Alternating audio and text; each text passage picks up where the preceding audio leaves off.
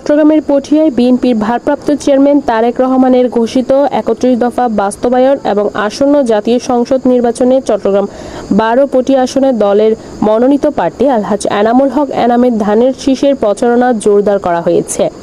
২৫ November দুপুরে উপজেলার শান্তিরহাট এলাকায় লিফলেট বিতরণ ও সংক্ষিপ্ত আলোচনা সভা অনুষ্ঠিত হয়। পটিয়া উপজেলা শ্রমিক দলের সাবেক সাধারণ সম্পাদক আবু নোমান চৌধুরী লিটনের নেতৃত্বে স্থানীয় সাধারণ মানুষ, শ্রমিক ও ব্যবসায়ীদের হাতে ধানের শীষের প্রচারপত্র তুলে ধরা হয়।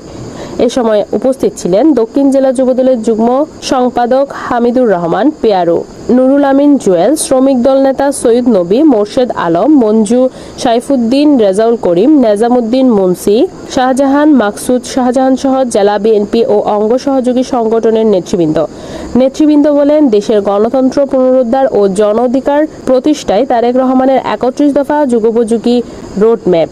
তারা শান্তিপূর্ণভাবে ধানের শীষের পক্ষে প্রচারণা চালিয়ে যাওয়ার ঘোষণা দেন।